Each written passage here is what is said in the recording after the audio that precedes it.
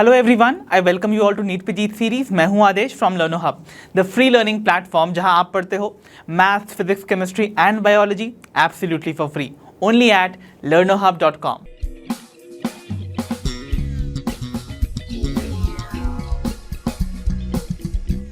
So my dear future doctors, आज मैं आपके लिए लेकर आया हूं वो चैप्टर जो कि ह्यूमन लाइफ का वो एस्पेक्ट है जिससे आपको सबसे ज़्यादा डील करना है in the future, and the chapter is human health and disease.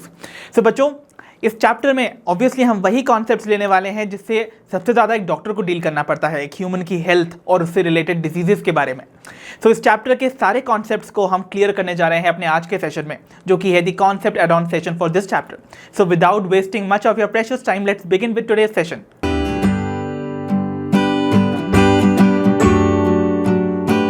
तो बच्चा लोग, aren't you excited for today's session? अरे भाई क्यों नहीं होगे, चैप्टर इतना एक्साइटिंग है। चैप्टर का टाइटल ही है ह्यूमन हेल्थ एंड डिजीज। तो भाई यहाँ देखो, इस टाइटल में ही आपको दो सिग्निफिकेंट टर्म्स देखने को मिल जाते हैं, one is health and the other one is disease. Got it? अब देखो, इन दो टर्म्स के मीनिंग को सही से समझे बिना इस चैप्टर के साथ प्रोसीड तो नहीं किया जा सकता। सबसे पहले इसीलिए हम इन टर्म्स के मीनिंग को समझेंगे, इनके बारे में समझते हैं, तभी हम चैप्टर के साथ अच्छे से प्रोसीड कर पाएंगे। चलिए, सबसे पहला टर्म लेते हैं, दैट इज हेल्थ। अब अगर मैं आपसे पूछूं आपके अकॉर्डिंग हेल्थ क्या है, या एक हेल्दी पर्सन कौन सा है, तो डेफिनेटली आप में से कुछ लोग मुझे किसी भी फिजिकली फिट दिखने वाले बंदे की तरफ इशारा करके बोल देंगे कि भाई ये पर्सन फिजिकली फिट दिखाई देता है, इसका मतलब ये हेल्दी है। बट क्या आपको लगता है कि हेल्दी होने का मतलब सिर्फ फिजिकली फिट होना ही होता होगा? क्या आपको लगता है कि हेल्दी होने का मतलब सिर्फ डिजीज़ का ना होना होता है? जी नहीं, एक्चुअली ये दो जो आप फिजिकल फिट होना और जो डिजीज़ का एब्सेंस होना, ये दोनों ही बड़े ही शैलो मीनिंग हैं टू दिस टर्म हेल्थ और हेल्दी। एक्चुअली हेल्थ का एक बहुत ही ब्रॉडर मीनिंग भी है। सो वो ब्रॉडर मीनिंग क्या है वो आपके सामने यहाँ पर स्क्रीन पर लिखा हुआ है। सो आइए देखते हैं हेल्थ को हम कैसे प्रॉपरली डिफाइन कर सकते हैं। सो हेल्थ को बेसिकली डिफाइन किया जाता है as a state of complete physical, mental and social wellbeing. मतलब एक इंडिविजुअल अगर फिजिकली, मेंटली और सोशली फिट है, फिजिकली फिट होने का मतलब उसके बॉडी की जितने भी ऑर्गन्स हैं वो प्रॉपर्ली फंक्शन कर रहे हैं। मेंटली फिट होने का मतलब उस पर्सन पे कोई मेंटल प्रेशर या फिर कोई मेंटल स्ट्रेस नहीं है उसकी लाइफ में।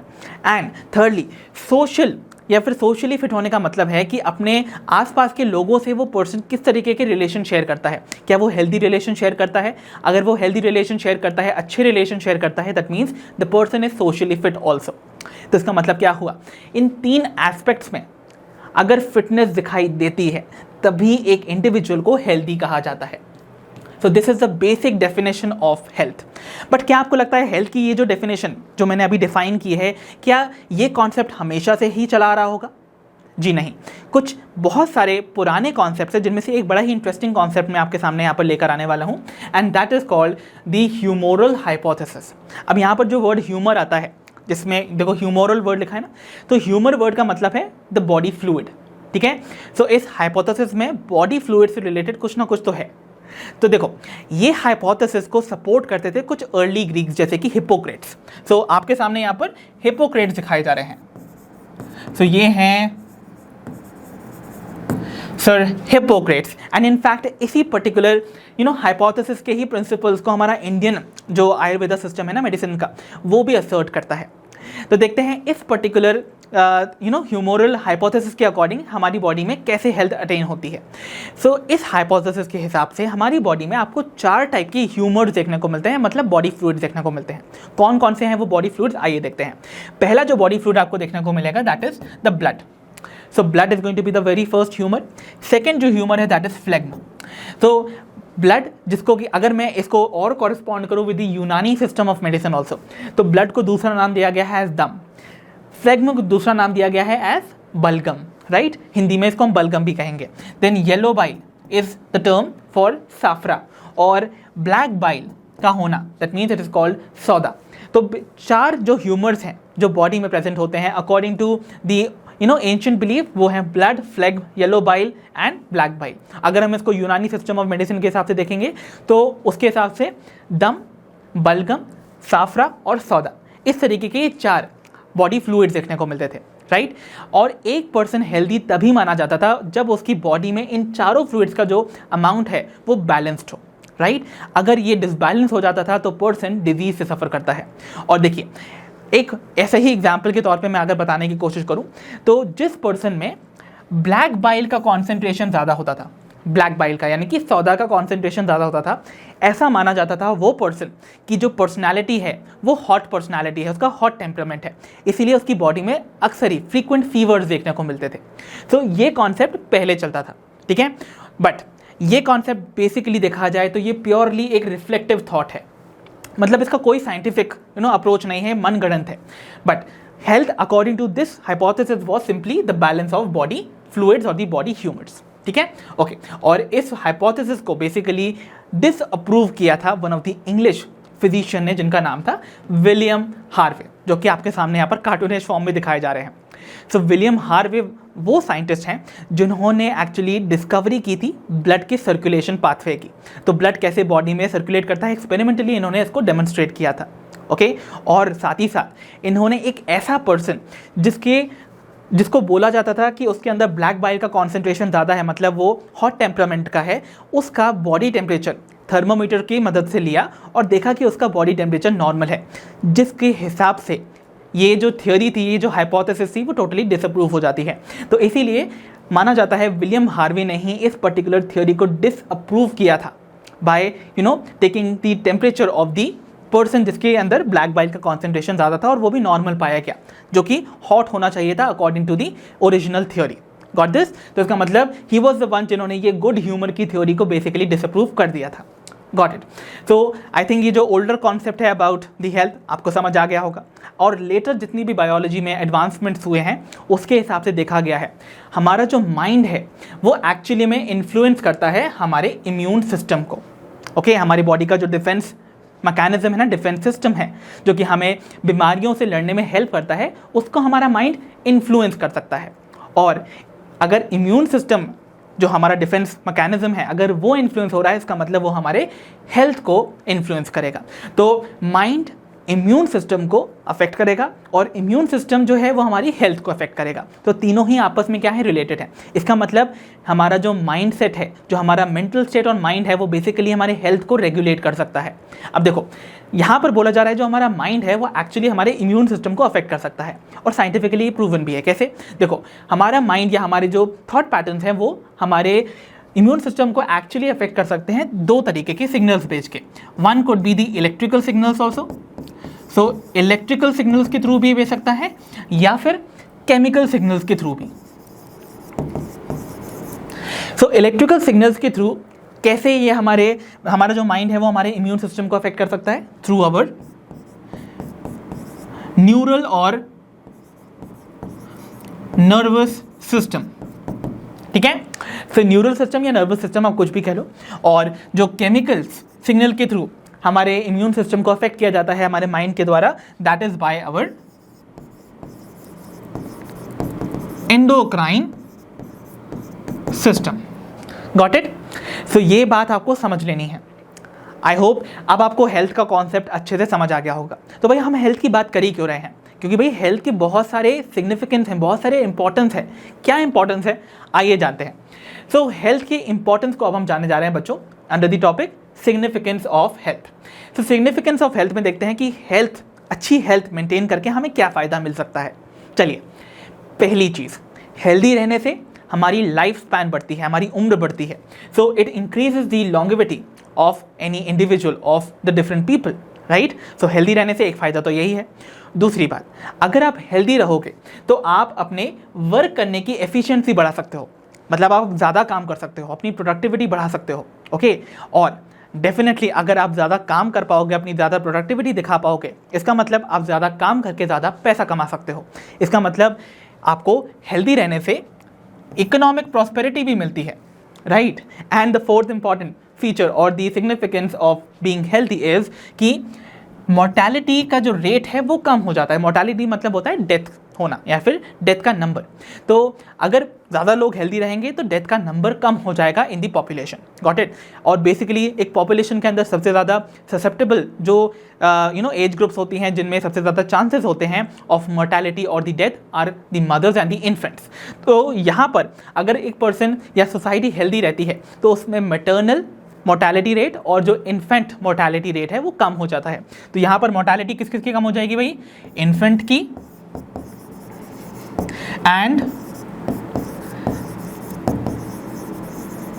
मैटरनल मोर्टेलिटी रेट भी कम हो जाएगा। तो इस तरीके से हेल्थ हमको हेल्प करती है इन डिफरेंट मैनर। अब अगर हेल्थ इतनी ही सिग्निफिकेंट है तो भाई कौन कौन से वो तरीके हैं जिसके थ्रू हम अच्छी हेल्थ गेन कर सकते हैं, कैसे अच्छी हेल्थ को हम अटेन कर सकते हैं? So we are going to be taking up the steps और the ways to attain good health. तो हेल्दी रहने के लिए आपको क्या क्या स्टेप्स फॉलो करने चाहिए मोटे मोटे तौर पर? सबसे पहला पर्सनल हाइजीन। सबसे पहले तो पर्सनल हाइजीन आपको मेंटेन करनी होगी। So maintenance of personal hygiene is very very important. अगर आप अपनी साफ सफाई रखते हो अपने चारों तरफ, अपनी बॉडी को रिलेटेड, अपने एनवायरनमेंट से रिलेटेड, तो डेफिनेटली आप हेल्दी रहने वाले हो। Got it? सेकेंड जो हमारा स्टेप है that is to take a balance diet. मतलब ऐसा खाना खाना जिसमें सारे न्यूट्रिएंट्स अवेलेबल हों जो कि आपकी बॉडी की ग्रोथ एंड डेवलपमेंट के लिए रिक्वायर्ड है। किसी की भी कमी आपको डिजीज़ कॉज कर सकती है। ओके, चलिए नेक्स्ट जो हमारा मेजर है या फिर तरीका है जिससे हम हेल्दी रह सकते हैं that is by regularly doing exercise. तो रेगुलर एक्सरसाइज से भी हम हेल्दी रह सकते हैं। देन नेक्स्ट है proper disposal of the waste. मतलब प्रॉपर वेस्ट का डिस्पोजल करना। पहली चीज़ तो अपने आसपास कचरा इकट्ठा ना होने दें। अगर हो भी रहा है तो उसको इकट्ठा करके एक प्रॉपर जगह पर डिस्पोज ऑफ करें, नहीं तो वो ब्रीडिंग ग्राउंड हो सकता है फॉर डिफरेंट पैथोजन से, मतलब ऐसे डिजीज कॉजिंग माइक्रो ऑर्गेनिज्म जो कि डिजीज स्प्रेड कर सकते हैं। Got it? ठीक है। नेक्स्ट जो हमारा मेजर है दैट इज वैक्सीनेशन, और जिसे हम इम्यूनाइजेशन भी कहते हैं। तो इम्यूनाइजेशन वो प्रोसेस है जिसके थ्रू हम अपने आप को रेजिस्टेंट बना सकते हैं against the attack of any disease, right? तो बेसिकली इम्यूनाइजेशन हम करवा सकते हैं by taking the vaccines. And जो लास्ट वे है that is by spreading awareness about diseases, कि कैसे कोई डिजीज़ होती है, कैसे किसी डिजीज़ के स्प्रेड को रोका जा सकता है, और अगर कोई डिजीज़ हो भी जाती है तो उसको कैसे ट्रीट किया जाए। इन सभी चीज़ों के बारे में अवेयरनेस फैलाने से भी हम एक गुड हेल्थ जो है वो अटेन कर सकते हैं ऑन अ सोसाइटी लेवल। ठीक है, चलो। तो ये तो बात होगी about the various ways we can attain the good health. अब देखते हैं कुछ ऐसे फैक्टर्स जो कि हेल्थ को अफेक्ट कर सकते हैं, जो कि आपके सामने यहाँ पर अब दिखाए जा रहे हैं। 3 वो फैक्टर्स हैं जो कि हमारी हेल्थ को अफेक्ट करते हैं। पहला है भाई कुछ जेनेटिक डिसऑर्डर्स, कुछ ऐसे जेनेटिक डिफेक्ट्स जो कि हमारे जेनेटिक मटीरियल में होते हैं, राइट? और ये बाय बर्थ हमको मिलते हैं। सो ये जो जेनेटिक डिसऑर्डर्स हैं they are present by birth. ठीक है, ओके। Next is infections. अब भाई इन्फेक्शंस तो आप सभी जानते हो, इन्फेक्शंस हमेशा तभी कॉज होते हैं जब हम एक्सपोज होते हैं टू सर्टेन माइक्रो ऑर्गेनिज्म जो कि डिजीज कॉजिंग है। सो हमेशा इन्फेक्शंस को आपको देखने को मिलेगा बीइंग एक्सपोज्ड टू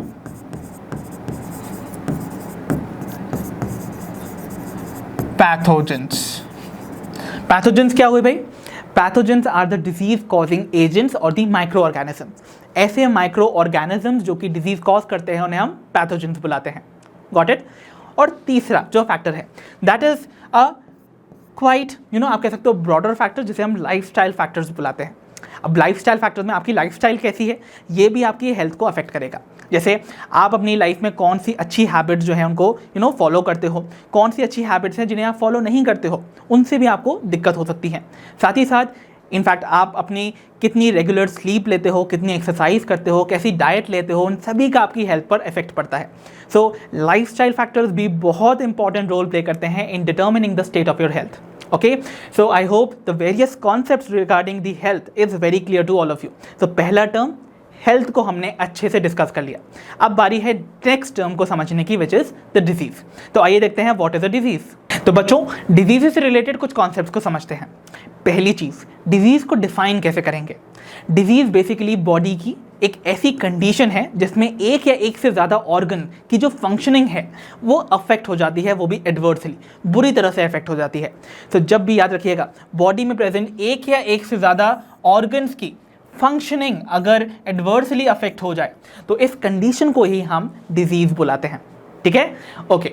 और याद रखिएगा जब भी बॉडी में किसी भी एक या एक से ज़्यादा ऑर्गन की फंक्शनिंग डिसरप्ट हो जाती है, अगर बुरी तरह से अफेक्ट हो जाती है, तो वो हमेशा आपको कैरेक्टराइज होती है, आइडेंटिफाई होते हैं by appearance of various signs and symptoms, मतलब आपकी बॉडी के अंदर कोई भी फंक्शनिंग अगर रुक जाती है, किसी भी ऑर्गन की अफेक्ट हो जाती है, तो हमेशा आपको बॉडी में कुछ साइंस एंड सिम्टम्स अपीयर करते हुए नजर आते हैं, जो कि आपको इंडिकेट करते हैं, इंडिकेशन देते हैं कि भाई बॉडी में कुछ तो गड़बड़ है और डिजीज होने के चांसेस बढ़ जाते हैं। Got it? ठीक है। सो अब बात की अगर जाए कि ये डिजीजेज आखिर ब्रॉडली मोटे मोटे तौर पर होती कैसे हैं, तो डिजीज होने के बेसिकली 3 मेजर कारण हो सकते हैं, 3 मेजर रीजंस हो सकते हैं। One could be, it could be spread through pathogens. Pathogens याद है ना, मैंने बताए थे अभी हाल ही आपको, कुछ डिजीज कॉजिंग जो माइक्रो ऑर्गेनिजम्स हैं या एजेंट्स हैं, उनको हम पैथोजेंस बुलाते हैं। Secondly, it can also occur due to drug addiction. So drug addiction यानी कि ड्रग्स के एडिक्शन की वजह से भी कुछ डिजीजेस अकर करती हैं। एंड थर्डली, कुछ ऐसी भी डिजीजेस हैं जो कि एक्सेसिव एल्कोहल कंजम्पशन की वजह से आकर करती हैं, और एक्सेसिव एल्कोहल कंजम्पशन को ही हम बुलाते हैं एल्कोहल अब्यूज। ठीक है। सो इस तरीके से आपको मैंने इंट्रोडक्शन दे दिया है अबाउट अ डिजीज। अब डिजीज के बारे में बेसिक इंट्रोडक्शन तो समझ ही लिया है। अब डिजीजेस के क्लासिफिकेशन को देख लेते हैं, बिकॉज डिजीजेस तो बहुत सारी हैं, तो उन्हें हमें क्लासीफाई कैसे करना है। आइए देखते हैं about the classification of diseases. तो डिजीजेस को पहली चीज़ तो हम ब्रॉडली कैटेगराइज करते हैं to 2 broad categories based on the fact कि वो कैसे अकर कर रही हैं, कब अकर कर रही हैं। सो कुछ ऐसी डिजीजेस हैं बच्चों जो हमें बर्थ के साथ मिलती हैं। It is present right from the time of birth, मतलब ऐसी डिजीजेस जो कि हम एक्चुअली इनहेरिट करते हैं फ्रॉम अवर पेरेंट्स। तो इन डिजीजेस को हम बुलाते हैं कॉन्जेनाइटल डिजीजेस। क्या बुलाते हैं? Congenital diseases. So they are inherited from the parents and they are present right from the time of our birth. ठीक है, चलो ये तो बात हो गई कॉन्जेनाइटल डिजीजेस की, और इसमें सारे एग्जाम्पल कौन से आएंगे? वो सारे जेनेटिक डिसऑर्डर्स जो कि हम जेनेटिक्स में पढ़ के आए थे, याद है ना सभी को? Klinefelter syndrome, Turner syndrome, Down syndrome, ये सारे जो डिफेक्ट्स है ये बाय बर्थ प्रेजेंट होते हैं, इसीलिए they are placed under the category of congenital diseases. ठीक है। सेकेंड जो हमारी यहाँ पर डिजीज आती है, अब जो ब्रॉड कैटेगरी आती है डिजीज़ की, वो डिजीज़ हमें बर्थ के साथ नहीं मिलती है, बचपन से नहीं होती हैं, उनको हम अपनी लाइफ टाइम में एक्वायर करते हैं। ठीक है। सो ऐसी डिजीजेस को हम बुलाएंगे एक्वायर्ड डिजीजेस। क्या बुलाएंगे? Acquired diseases. बात आ गई समझ? चलो, अब ये जो एक्वायर्ड डिजीजेस है ना, ये एक बड़ी ही ब्रॉड कैटेगरी है। इसको भी हम फर्दर 2 ब्रॉड कैटेगरीज में डिवाइड कर सकते हैं। अब डिपेंडिंग अपॉन कि इनका स्प्रेड होता है या नहीं होता है, उस बेसिस पे एक्वायर्ड डिजीजेस को हम कम्युनिकेबल डिजीज या फिर इन्फेक्शियस डिजीज में क्लासीफाई कर सकते हैं, और नॉन कम्युनिकेबल या नॉन इन्फेक्शियस डिजीज में क्लासीफाई कर सकते हैं। सो ये 2 ब्रॉड कैटेगरीज बन जाती हैं। कम्युनिकेबल मतलब ऐसी डिजीजेज जो कि कम्युनिकेट कर सकती हैं from one person to another, मतलब ऐसी डिजीजेज जो कि एक पर्सन से दूसरे पर्सन में ट्रांसफर हो सकती हैं, ओके, ट्रांसमिट हो सकती हैं, उन्हें हम कम्युनिकेबल डिजीजेज बुलाएंगे। राइट। सेकेंड जो टाइप की डिजीजेज हैं वो एक पर्सन से दूसरे पर्सन में ट्रांसमिट नहीं होती हैं, इसीलिए उनको नॉन कम्युनिकेबल या फिर नॉन इन्फेक्शियस डिजीजेज बुलाते हैं। ठीक है। जिनमें ब्रॉडली अगर हम देखें तो आती हैं सारी डेफिशिएंसी डिजीजेस, जो कि किसी ना किसी न्यूट्रिएंट की कमी की वजह से होता है। फॉर एग्जांपल, अगर बॉडी में प्रोटीन या एनर्जी की कमी हो जाए तो आपको प्रोटीन एनर्जी मैल न्यूट्रिशन देखने को मिलता है, जिसमें क्वार्शोर्कर और मैरस्मस जैसी डिजीजेस होती थी। या फिर बॉडी में अगर वाइटामिन की कमी हो जाए, फॉर एग्जाम्पल वाइटामिन ए की कमी से आपको पता है नाइट ब्लाइंडनेस होता है, वाइटामिन सी की कमी से आपको ऑब्वियसली स्कर्वी देखने को मिलता है। तो ऐसी डिजीजेस सारी की सारी जो हैं वो नॉन कम्युनिकेबल डिजीजेस में आती हैं, बिकॉज ये जो डेफिशिएंसी हुई एक पर्सन में, ये स्प्रेड नहीं हो सकती है एक पर्सन से दूसरे में। सेकेंडली आते हैं द कैंसर। सो कैंसर जो कि एक्चुअली अनकंट्रोल्ड डिवीजन होती है ऑफ द सेल, ये भी एक पर्टिकुलर ऐसी डिजीज है जो कि स्प्रेड नहीं होती है एक पर्सन से दूसरे पर्सन में, इसीलिए इसको भी प्लेस किया जाता है under the category of non-communicable or non-infectious diseases. So I hope this broad classification of diseases is very clear to all of you. तो बच्चों अब हम लेने वाले हैं एक overview about all the common diseases जो कि आपको ह्यूमंस में आकर करती हुई नजर आएंगी। एंड ये जो हम क्लासिफिकेशन लेने वाले हैं, this is going to be based on the pathogen, यानी कि एक ऐसा डिजीज कॉजिंग माइक्रो ऑर्गेनिज्म जो कि इन डिजीज को कॉज कर रहा है। अब डिपेंडिंग अपॉन द फैक्ट कि ये जो पैथोजन है वो किस कैटेगरी को बिलोंग करता है, उसके बेसिस पे हमने इन 5 कैटेगरीज में अपने इन सारी डिजीजेस को क्लासीफाई किया है। जो डिजीजेस बैक्टीरिया की वजह से कॉज होती है उन्हें हमने बैक्टीरियल की कैटेगरी में रखा है, यानी कि बैक्टीरियल डिजीजेस की कैटेगरी में रखा है। कुछ डिजीजेस वायरस के थ्रू भी होती हैं, उन्हें हमने वायरल डिजीजेस की कैटेगरी में प्लेस किया है। कुछ ऐसी भी डिजीजेस हैं जो कि प्रोटोजोन्स की वजह से होती है, इसीलिए उनको हमने प्रोटोजोन डिजीजेस की कैटेगरी में प्लेस किया है। कुछ ऐसी डिजीजेस भी हैं जो कि वर्म्स की वजह से कॉज होती हैं, हेलमिंथ की वजह से, इसलिए उनको हेलमिंथिक डिजीजेस बुलाया गया। एंड कुछ ऐसी भी हैं जो कि फंजाई की वजह से कॉज होती हैं, जिन्हें हम फंगल डिजीजेस बुलाते हैं। Got it? आइए इन सारे डिजीजेस में जो हम ब्रॉड कैटेगरीज हमने देखी है ना, इन सभी की एग्जाम्पल देख लेते हैं जो कि हमें पढ़ने हैं। जितने भी एग्जाम्पल्स आपको यहाँ दिखाए जा रहे हैं, इनमें हर कैटेगरी में बहुत सारे एग्जाम्पल है बच्चों, बट हमें जो भी हमारी सिलेबस में मेंशन है उन्हीं पर्टिकुलर एग्जाम्पल को स्टडी करना है, इसलिए मैंने उन्हीं को यहाँ पर प्लेस किया है, ताकि आप इस ब्रॉड क्लासिफिकेशन से याद रख सको कौन सी डिजीज़ जो आपको सिलेबस में पढ़नी है वो एक्चुअली किस कैटेगरी को बिलोंग करती है। ठीक है, चलिए पहली जो डिजीज़ है जो कि हमारी बैक्टीरियल डिजीज़ की कैटेगरी में आती है, दैट इज टाइफॉइड। ठीक है, in fact we have pneumonia. So bacterial disease में आपको टाइफॉइड और निमोनिया पढ़ना है। ऐसा नहीं है कि बैक्टीरियल डिजीज़ में केवल यही दो डिजीज़ आती हैं, बहुत सारी और भी डिजीज़ मिलेंगी। एग्जाम्पल के तौर पे आपको देखने को मिल सकती हैं डिजीज़ लाइक डिसेंट्री, कॉमन जो डिसेंट्री होती है, या फिर डिप्टीरिया, या फिर प्लेग। ये सभी के सभी बैक्टीरियल डिजीज़ हैं, बट हमें पढ़नी सिर्फ ये दो हैं, इसलिए मैंने मेंशन भी यहाँ पर इन्हीं दो डिजीज़ को किया है। ठीक है, चलो नेक्स्ट जो हमारी कैटेगरी है दैट इज वायरल डिजीज, जिसमें हमें पढ़ना है कॉमन कोल्ड को।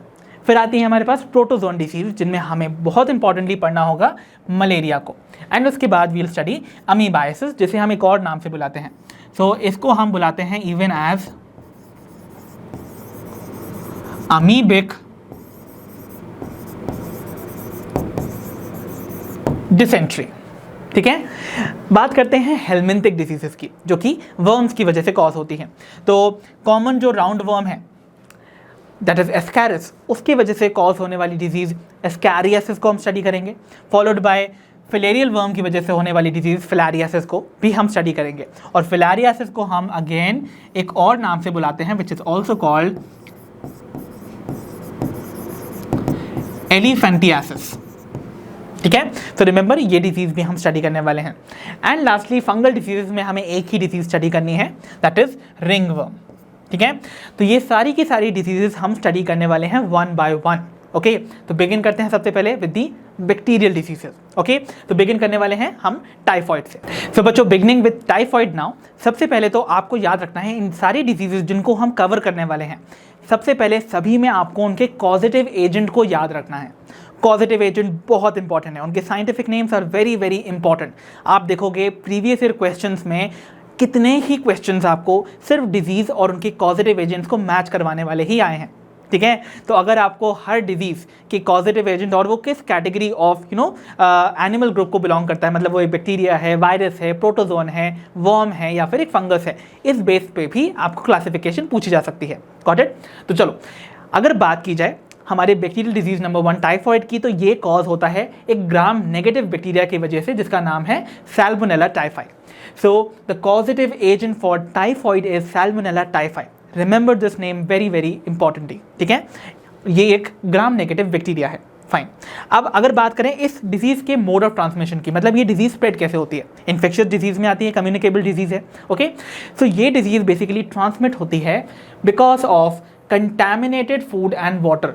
मतलब अगर आप ऐसे फूड एंड वाटर जो कि डर्टी हैं, जो कि एक्चुअली कंटैमिनेटेड हैं with these type of bacteria, जिनमें सैल्मोनेला टाइफाई यानी कि इस डिजीज को कॉज करने वाला पैथोजन प्रेजेंट है, जिसने इस फूड और वाटर को कंटैमिनेट कर रखा है, अगर ऐसे फूड को आप कंज्यूम करते हो तो आपको टाइफॉइड हो जाएगा। ठीक है, ओके, चलिए अब इस पर्टिकुलर डिजीज के सिम्टम्स देखते हैं कि आपको कैसे पता चलेगा, बिकॉज ऑब्वियसली जब एक डिजीज होती है तो वो कैरेक्टराइज होती है बाय साइंस एंड सिम्टम्स। तो आपके सामने सिम्टम्स क्या क्या आपको देखने को मिलेंगे। देखिए, सबसे पहले तो आपको सस्टेन्ड हाई फीवर देखने को मिलेगा, मतलब लंबे समय तक हाई फीवर का चलना, जिसमें बॉडी टेम्परेचर हायर हो जाता है to around 39 to 40 degree Celsius. तो लगभग 39 to 40 डिग्री सेल्सियस तक फीवर हो सकता है। ठीक है, सेकेंड जो सिम्टम है दैट इज वीकनेस का आना। ऑब्वियसली आप इतने ज़्यादा वीक पड़ने वाले हो बिकॉज ऑफ द फीवर कि आपको वीकनेस पूरी तरह से घेर लेगी। ठीक है, so another one is going to be weakness. Then we have is the next symptom that is stomach pain and constipation. Obviously आपने कंटैमिनेटेड फूड एंड वाटर को कंज्यूम किया था ना, तो आपका डाइजेस्टिव सिस्टम तो अफेक्ट होगा ही होगा। तो यहाँ पर आपको स्टमक पेन देखने को मिलेगा और कॉन्स्टिपेशन भी देखने को मिलेगा। ठीक है, और देखते हैं और क्या सिम्टम्स मिलेंगे। चलिए, नेक्स्ट जो हमें सिम्टम देखने को मिलेंगे that is going to be headache का आना, सिर दर्द होना। तो सिर दर्द भी एक बहुत ही इंपॉर्टेंट यहाँ पर आपको सिम्टम मिलने वाला है। देन उसके बाद भूख ना लगना, लॉस ऑफ एपेटाइट का प्रेजेंट होना, तो यहाँ पर is going to be another symptom. फिर अगर मैं बताऊं आपको कुछ सीवियर केसेस की बारे में, तो यहां पर सीवियर केसेस में आपको ना ये दो कंडीशंस होती हुई नजर आएंगी। पहली चीज, अगर बहुत ज़्यादा टाइफॉइड बिगड़ जाए तो इंटेस्टाइनल परफोरेशन देखने को मिलते हैं, मतलब इंटेस्टाइन में आपको पोर्स, छेद हो जाएंगे, ठीक है। अगर ये डेवलप हो जाते हैं दैट मीन्स ये फेटल हो जाता है, it can lead to the death of an individual. तो सीवियर केसेस में पर्सन की इंटेस्टाइन परफोरेटेड यानी कि पोरस हो सकती है और उसकी डेथ भी हो सकती है when it comes to typhoid, ठीक है। So I hope all the symptoms are very clear now. Okay, अब इस पर्टिकुलर अगर मैं डिजीज़ की बात करूं टाइफॉइड, तो इसको हम डायग्नोस कैसे करेंगे? इसके लिए कोई कंफर्मेटरी टेस्ट तो होगा ना, and the confirmatory test for this particular disease is the Widal test. तो विडॉल टेस्ट बेसिकली इसका डायग्नोस्टिक टेस्ट है, जिसके परफॉर्मेंस के बाद ही, जिसके रिजल्ट के बाद ही आप पता कर सकते हो आपको टाइफॉइड है या नहीं, ठीक है। और एक बड़ा ही आपको इंटरेस्टिंग सा मैं एग्जाम्पल देना चाहता हूँ ऑफ अ पर्सन जिनका नाम था मेरी मेलोन। सो यहाँ पर आपको एक केस बताने जा रहा हूँ मैं, लेडी मेरी मेलोन का, जिसे हम निक नेम टाइफॉइड मेरी के नाम से भी बुलाते हैं। एक्चुअली ये जो मेरी मेलोन थी, she was a cook by profession in a restaurant in New York. So New York के एक रेस्टोरेंट में शी वॉज अ कुक, और ये एक टाइफॉइड कैरियर भी थी, मतलब she was a typhoid career,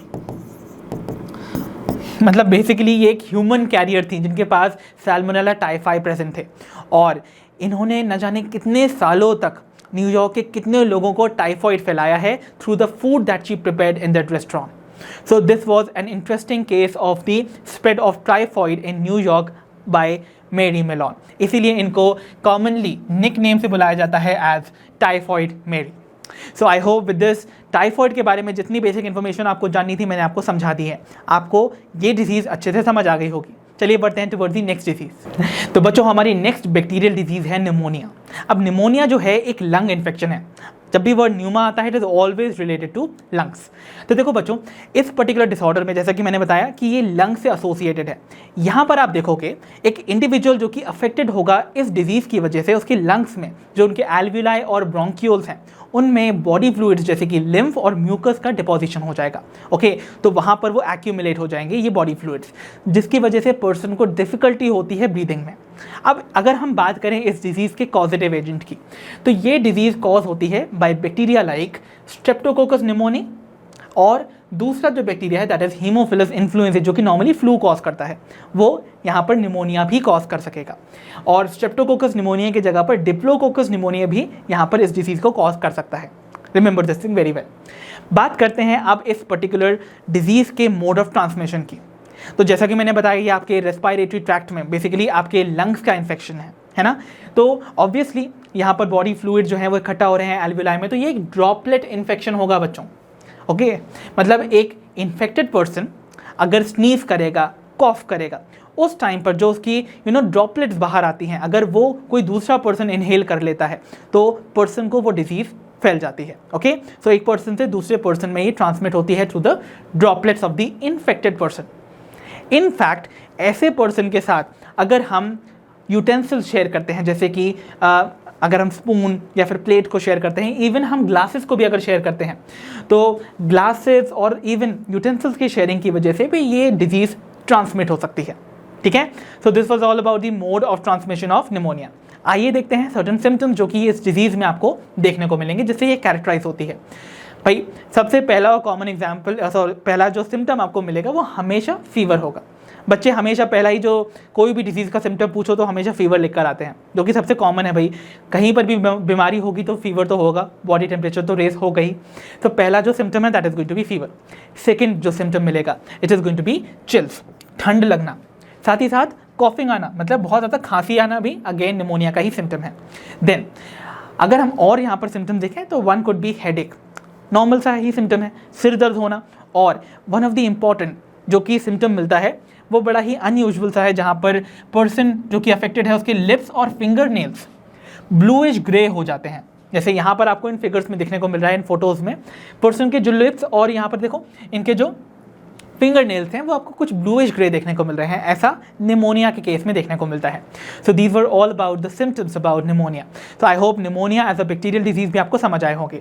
in diseases के हमने यहाँ पर याद रखिएगा causative agent, mode of transmission और हमेशा जितने भी इनके सिम्टम्स हैं उनको डिस्कस किया है। प्रिवेंटिव मेजर्स हम एक साथ सारी डिजीज का कैटेगराइज कर लेंगे towards the end of today session. तो बच्चों नेक्स्ट कैटेगरी ऑफ डिजीजेस जिन्हें हमें स्टडी करना है they are the viral diseases, जिसमें हमें एक ही डिजीज स्टडी करनी है and that is common cold. और सभी आई एम श्योर सभी के सभी कॉमन कोल्ड से एक ना एक बार तो अफेक्ट हुए होंगे और हमेशा ही होते हैं, हर साल होते हैं, राइट। सो कॉमन कोल्ड जिसे हम इवन राइनाइटिस बुलाते हैं, राइट। इस पर्टिकुलर डिजीज को कॉज करने वाले कॉजेटिव एजेंट का नाम भी इस डिजीज पे ही पड़ा है भाई। और ये डिजीज कॉज होती है by a group of viruses जो कि प्लेस किए जाते हैं under the category of rhinoviruses. तो राइनो वायरसेस एक ग्रुप ऑफ वायरसेस हैं जो कि इस डिजीज को कॉज करते हैं। मोड ऑफ ट्रांसमिशन की बात करते हैं इस डिजीज के नाम। ये बच्चों आप सभी को पता है कॉमन कोल्ड जब भी होता है तो नेजल कंजेशन देखने को मिलता है, नेजल डिस्चार्ज भी देखने को मिलता है। तो जो नेजल डिस्चार्ज होता है, जो नेजल फ्लूइड बाहर आता है, उसमें ये राइनो वायरसेस जो पैथोजेंस हैं वो देखने को मिलते हैं, राइट। अब ये पैथोजेंस जो हैं अगर हम कॉफ करेंगे या फिर स्नीज करेंगे तो कॉफिंग एंड स्नीजिंग के टाइम पे व्हाट हैपेंस इज ये जो ड्रॉपलेट्स आती हैं बाहर फ्रॉम अवर रेस्पिरेटरी ट्रैक्ट या फिर हमारे माउथ के थ्रू, उनमें ये पैथोजेंस प्रेजेंट होते हैं। And if a healthy person inhales those droplets तो क्या होगा, डिजीज स्प्रेड हो जाती है। So it is going to be a droplet infection. Secondly ये कंटैमिनेटेड ऑब्जेक्ट्स की शेयरिंग की वजह से भी अकर कर सकता है। मतलब एक ऐसा पर्सन जो कि डिजीज से सफ़र कर रहा था और अगर वो कुछ ऐसे ऑब्जेक्ट्स को यूज़ करता है जो कि कॉमनली यूज़ होते हैं बाय डिफरेंट अदर पीपल, तो ऐसे में उस कॉमन ऑब्जेक्ट के इस्तेमाल करने की वजह से भी आप देखोगे डिजीज स्प्रेड हो सकती है। अब ये ऑब्जेक्ट्स कुछ भी हो सकते हैं, it could be a book, a pen, cup, कुछ भी हो सकता है। इवन कंप्यूटर के जो कीबोर्ड्स होते हैं, इवन माउस वगैरह का इस्तेमाल करते टाइम पे भी ये डिजीज़ जो है वो स्प्रेड हो सकती है। सो कंटैमिनेटेड ऑब्जेक्ट्स की शेयरिंग की वजह से भी ये डिजीज़ आपको देखने को मिलेगी। Got this? चलो अब बात करते हैं इस डिजीज़ के सिम्टम्स की। बड़े ही कॉमन सिम्टम्स हैं, सभी ने कॉमन कोल्ड से सफ़र किया है, आप सभी को इसके सिम्टम्स पता भी होंगे। चलिए पहला तो भाई बहुत ही कॉमन है, nasal discharge and congestion. Normally आपको पता है जब भी कॉमन कोल्ड होता है या तो स्टफी नोज हो जाती है ना, नेज़ल जो पैसेज है वो बेसिकली ब्लॉक हो जाता है या फिर वो कंटिन्यूसली उसमें से फ्लूइड डिस्चार्ज होता रहता है। सो नेज़ल डिस्चार्ज और nasal congestion definitely one of the most important symptom है जो कि आपको कॉमन कोल्ड में मिलता है, राइनाइटिस में मिलता है। Next we have the sore throat. अब सोर थ्रोट मतलब जैसे हम कॉमनली हिंदी में खराश होना कहते हैं, जिसमें हमारा जो थ्रोट है ना वो स्क्रैची फील करता है, हमें खुजली सी होती है। So it basically represents scratchy throat, ठीक है। और इस सोर थ्रोट की वजह से ही हमारा नेक्स्ट सिम्टम आता है, दैट इज होर्सनेस। आपने सुना होगा ना, हमेशा देखा होगा कि जब भी कभी आपको कॉमन कोल्ड होता है तो आपकी आवाज़ जो है वो ख़राब हो जाती है, आवाज़ कहते हैं ना बैठ जाती है। तो एज सच यहाँ पर रफनेस आ जाती है वॉइस में, सो दैट इज होर्सनेस। तो it is basically production of rough voice due to the sore throat and that is hoarseness, ठीक है। चलो देखते हैं अनदर सिम्टम। अनदर कुछ सिम्टम्स आपके सामने जो है, वन इज ऑब्वियसली कॉफिंग, खांसी आना तो बहुत ही इंपॉर्टेंट और बहुत ही सिग्निफिकेंट सिम्टम है यहाँ का।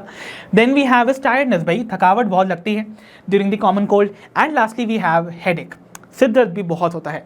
एंड ये सारे सिम्टम जो हमने देखे ना, ये लगभग लास्ट करते हैं from 3 to 7 days। So these symptoms last for around 3 to 7 days in the infected person. Got it? So this was all about the causative agents and the mode of transmission and symptoms of common cold. Viral diseases यहीं पर and होती हैं। अब बढ़ते हैं toward the next category of diseases. तो बच्चों हमारी नेक्स्ट कैटेगरी ऑफ डिजीज़ हैं द प्रोटोजोअन डिजीज़, जिनमें हम सबसे पहले पढ़ेंगे मलेरिया के बारे में। अब मलेरिया ये एक प्रोटोजोअन डिजीज़ है, इसका मतलब इसको प्रोटोजोआ ही कॉज करता होगा। कॉजेटिव एजेंट जो प्रोटोजोआ है इस पर्टिकुलर डिजीज़ का, दैट इज़ कॉल्ड प्लाज्मोडियम। और इसकी डिफरेंट स्पीशीज़ हैं, अराउंड 60 स्पीशीज़ हैं, जिनमें से 4 स्पीशीज़ ऐसी हैं जो कि ह्यूमंस में मलेरिया कॉज करती हैं। और सबसे कॉमन जो स्पीशीज़ मलेरिया कॉज करती है ह्यूमंस में, दैट इज़ प्लाज्मोडियम वाइवैक्स, ठीक है। बट हमें रिमेनिंग 3 स्पीशीज़ को भी यहाँ पर लिखना पड़ेगा, उनके नाम भी आपको पता होने चाहिए।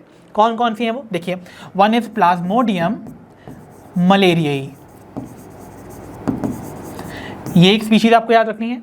Then we have is plasmodium ओवेली।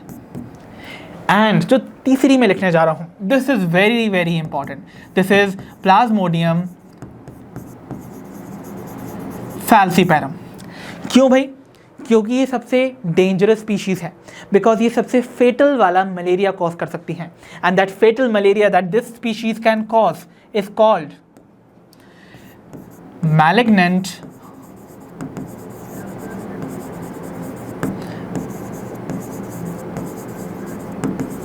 Malaria. So plasmodium falciparum can cause malignant malaria, जो कि सबसे फेटल टाइप ऑफ मलेरिया है। ठीक है, याद रखिएगा, ये सारी स्पीशीज के नाम आपको पता होना चाहिए, बट सबसे कॉमन जो स्पीशीज इसको कॉज करेगी वुड बी प्लाज्मोडियम वाइवैक्स, और सबसे deadly Plasmodium falciparum. Got it? चलो बात करते हैं इस डिजीज़ के मोड ऑफ ट्रांसमिशन की, कि भाई ये डिजीज़ एक पर्सन से दूसरे पर्सन में कैसे ट्रांसमिट होती है। और ट्रांसमिट करने के लिए यहाँ पर रिक्वायरमेंट होती है एक वेक्टर की, एक ट्रांसमिटिंग एजेंट की, और वो एक्ट करता है यहाँ पर the female anopheles mosquito. So remember, यहाँ पर जो फीमेल एनाफिलीज मस्कीटो है वो इस डिजीज़ को स्प्रेड करेगा। अब आप देखोगे नॉर्मली जो डिजीज़ स्प्रेड होती है ना, वो हमेशा एक फीमेल मस्कीटो ही स्प्रेड करती है। द रीज़न इज़ फीमेल के पास एक special type of mouth part present होते हैं, जिन्हें हम बुलाते हैं पियर्सिंग एंड सकिंग टाइप। तो जो भी हमें मच्छर काटता है वो बेसिकली एक फीमेल ही होती है, बिकॉज उसी की प्रोबोसिस जो है वो पियर्स कर सकती है हमारी स्किन में और हमारा ब्लड सक कर सकती है। इसीलिए फीमेल एनाफिलीज मस्कीटो यहाँ पर इस डिजीज़ को स्प्रेड करती हुई नजर आएगी बाय इट्स बाइट। चलो बात करते हैं इसके सिम्टम्स की। इस डिजीज़ के सिम्टम्स नॉर्मली आपको वही देखने मिलने वाले हैं जो कि हमेशा फीवर होगा, है ना, बट यहाँ जो फीवर है it is going to be accompanied by chills. और जो फीवर यहाँ आपको देखने को मिलेंगे they are going to be recurrent fever. तो रेकरेंट फीवर्स मिलेंगे जो कि रिपीट करेगा एवरी थर्ड और दी फोर्थ डे। ठीक है, तो फीमेल एनाफिलीज मस्कीटोज को स्प्रेड करती हैं and Plasmodium is it's causative agent. चलो अब इस प्लाज्मोडियम की पहले तो हम लाइफ साइकिल देख लें, ताकि आपको समझ में आ सके कि कैसे ये फीमेल एनाफिलीज मस्कीटो इस प्लाज्मोडियम को कैरी करके ह्यूमंस में इसको स्प्रेड करती है, मलेरिया को स्प्रेड करवाने में हेल्प करती है। आइए देखते हैं लाइफ साइकिल ऑफ प्लाज्मोडियम को। अब प्लाज्मोडियम की जो लाइफ साइकिल है उसके बारे में एक बहुत इंपॉर्टेंट फीचर जान लो। Life cycle of plasmodium is digenetic. That means what? Digenetic means it requires two hosts, okay, because di means two, so it requires two hosts. Primary जो host होता है, पहला host जो कि required है, that is a man. So यहाँ पर जो primary host है it is man, जहाँ पर इस पैथोजन की asexual cycle अकर करती है। So यहाँ पर asexual लाइफ साइकिल मैन के अंदर इसकी अकर करेगी। So asexual cycle primary host man में अकर करती है, और सेकेंडरी होस्ट होगा कौन? सोचो, सेकेंडरी होस्ट होगा द फीमेल एनोफिलीज मस्कीटो, जहां पर इसकी लाइफ साइकिल का सेक्सुअल फेज अकर करेगा, यानी कि फीमेल एनोफिलीज में इसकी सेक्सुअल साइकिल टेक प्लेस करती है, अकर करती है। ठीक है, चलो इतनी इंफॉर्मेशन क्लियर है। चलो बिगिन करते हैं अपनी इस लाइफ साइकिल को ऑफ प्लाज्मोडियम नाउ। तो देखो, जब एक फीमेल एनाफिलीज मस्कीटो एक ह्यूमन को बाइट करता है, तो यहाँ पर जो एनाफिलीज मस्कीटो है वो ह्यूमन को यहाँ बाइट कर रहा है, और बाइट करते टाइम उसने अपना प्रोबोसिस जो है वो पियर्स किया, और पियर्स करने के बाद वो सक करेगा ह्यूमन के ब्लड को, बट उससे पहले वो अपने सलाइवा को इंजेक्ट करता है, सलाइवा को, और सलाइवा में ही इस प्लाज्मोडियम की जो इन्फेक्टिव स्टेज है जिसे हम बुलाते हैं स्पोरोजॉइट, वो प्रेजेंट होता है। तो स्पोरोजॉइट बेसिकली फीमेल एनाफिलीज के सलाइवरी ग्लैंड में प्रेजेंट होता है। तो सलाइवरी ग्लैंड में क्या बनता होगा? सलाइवा बनता होगा। तो जब भी मस्कीटो, फीमेल एनाफिलीज मस्कीटो आपको बाइट करेगी, तो सबसे पहले प्रोबोसिस को पियर्स करने के बाद वो आपके ब्लड में एंटर करवाती है या फिर इंजेक्ट करती है सलाइवा, जिसमें infective stages of these plasmodium called sporozoites are going to be present. So remember this thing, plasmodium की जो इन्फेक्टिव स्टेज है जो कि ह्यूमन के अंदर इंजेक्ट की जाती है, इट इज स्पोरोजॉइट. तो ये स्पोरोजॉइट्स आपको दिखाए जा रहे हैं यहाँ पर. अब ये जो स्पोरोजॉइट्स आपको दिखाए जा रहे हैं, ये जैसे ही ह्यूमन बॉडी में एंटर करते हैं, ये सबसे पहले ब्लड स्ट्रीम के थ्रू जाते हैं इन द लीवर. कहाँ जाते हैं? लीवर में. और लीवर में जो प्रेजेंट ये आपको लीवर सेल्स होते हैं ना, जिन्हें हम हिपैटोसाइट्स बुलाते हैं. लीवर सेल्स को हम क्या बुलाते हैं? हिपैटोसाइट्स. तो ये हिपैटोसाइट्स में जाकर अपनी एसेक्सुअल साइकिल यानी कि एसेक्सुअल रिप्रोडक्शन के थ्रू अपना नंबर बढ़ाते हैं. So what happens now? तो यहाँ पर देख रहे हो आप, आपने देखा ये जो स्पोरोजॉइट्स हैं ये गए कहाँ पर? हिपैटोसाइट्स में, यानी कि इन द लीवर. तो यहाँ पर ये हिपैटोसाइट्स में इन्वेड कर लेते हैं और वहाँ पर अपना नंबर बढ़ाते हैं बाय एसेक्सुअली रिप्रोड्यूसिंग. तो ये जो एसेक्सुअल रिप्रोडक्शन आपको देखने को मिलता है ना, एसेक्सुअल, इसको हम बुलाते हैं द शाइजोगोनी. क्या बुलाते हैं हम? शाइजोगोनी. तो यहाँ पर शाइजोगोनी यानी कि एसेक्सुअल रिप्रोडक्शन देखने को मिल रहा है ऑफ द प्लाज्मोडियम पैथोजन. ठीक है, तो इसने देखो यहाँ पर डिवाइड किया, मल्टीप्लाई किया, और हिपैटोसाइट के अंदर जब इतने ज़्यादा प्लाज्मोडियम बन जाएंगे, पैथोजन बन जाएंगे, तो हिपैटोसाइट्स रप्चर कर जाएंगे. रप्चरिंग की वजह से जो भी पैथोजन थे वो ब्लड स्ट्रीम में फ्रीली वापस से बाहर आ जाएंगे. अब ये जो बने हुए आपके यानी कि शाइजोगोनी के बाद बने हुए आपके पैथोजेंस है ना, अब ये जाकर आपके ब्लड में आपके आरबीसीज को अटैक करेंगे. कहाँ अटैक करेंगे? आरबीसीज को. तो यहाँ पर याद रखिएगा, जो हिपैटोसाइट्स हैं दे रप्चर रिलीजिंग दी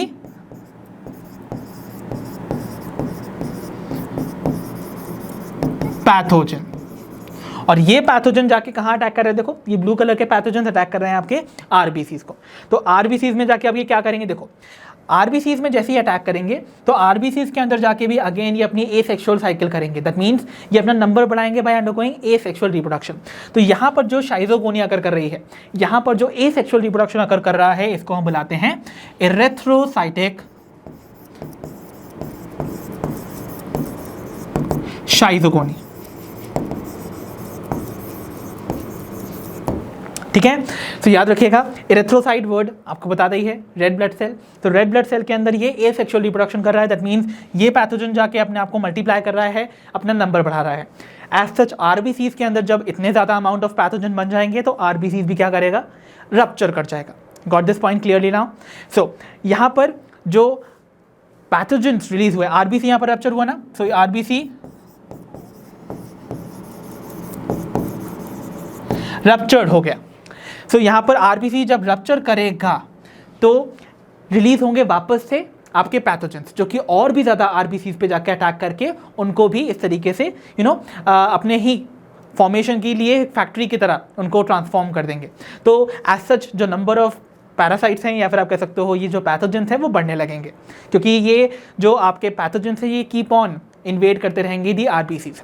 अब देखो इनमें से कुछ जो ऐसे पैथोजेंस हैं वो ट्रांसफॉर्म हो जाते हैं इनटू गैमीटोसाइट, अनदर इंपॉर्टेंट स्टेज. ठीक है, तो ये गैमीटोसाइट्स में ट्रांसफॉर्म हो जाएंगे सम ऑफ दी पैथोजन सेल्स. ठीक है, तो कुछ पैथोजन सेल्स जो कि आरबीसीज में इरेथ्रोसाइटिक शाइजोगोनी के बाद बने थे, they will transform themselves into गैमीटोसाइट.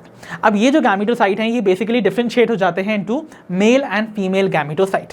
तो लेट्स सपोज ये वाला जो है it differentiates into the male gametocyte और ये वाला है द फीमेल गैमीटोसाइट. तो ये क्या है? These are gametocytes. अब ये गैमीटोसाइट्स ह्यूमन ब्लड में आसानी से फ्रीली तैर रहे हैं. They are floating freely in the human blood.